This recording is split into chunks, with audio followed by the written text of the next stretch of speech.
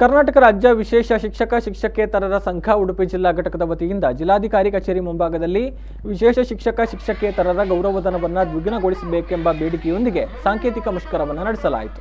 ರಾಜ್ಯದ ಬೆನ್ನೆಲುಬಾಗಿರುವ ರೈತರ ಸೇವೆಯನ್ನು ಸ್ಮರಿಸುತ್ತಾ ರೈತಗೀತೆ ಹಾಡುವ ಮೂಲಕ ಹಾಗೂ ರಾಷ್ಟ್ರ ನಾಯಕರ ಭಾವಚಿತ್ರದ ಎದುರು ದೀಪ ಪ್ರಜ್ವಲಿಸಿದ ಜಯಕರ್ ಶೆಟ್ಟಿ ಇಂದ್ರಾಳಿ ಮುಷ್ಕರಕ್ಕೆ ಚಾಲನೆ ನೀಡಿದರು.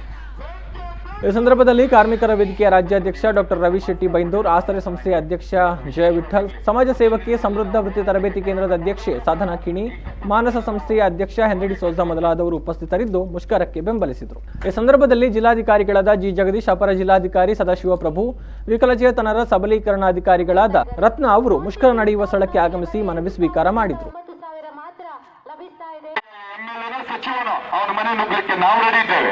ನಮ್ಮ ಹಕ್ಕು ಪಡೆಯೋದಕ್ಕೆ ನಮ್ಮ ಹಣೆ ಬರ ಏನ್ ಮಾಡೋದು, ನುಗ್ಲೇಬೇಕು, ಅವ್ರ ಮನೆ ಹತ್ರ ಹೋಗಿ ಕಾಯ್ಬೇಕು, ರೆಡಿ ಇದ್ದೇವೆ.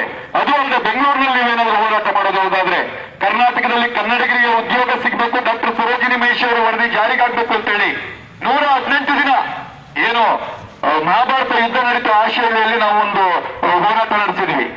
ಆದ್ರೆ ಅದಕ್ಕೂ ಎಚ್ಚೆತ್ತುಕೊಂಡಿಲ್ಲ. ಆಮೇಲೆ ಯಾವುದೋ ಚುನಾವಣಾ ನೀತಿ ಸಂಹಿತೆಯನ್ನು ಬಂತು, ಹೇಳಲೇಬೇಕಾಗಿ ಬಂತು. ಆ ರೀತಿಯ ಒಂದು ಪರಿಸ್ಥಿತಿ ನಿರ್ಮಾಣ ಆಗಿತ್ತು. ಆ ಹೋರಾಟ ಕೂಡ ಅಲ್ಲಿಗೆ ಬಿಡಲ್ಲ. ಅದೇ ರೀತಿ ನಿಮ್ಮ ಹೋರಾಟ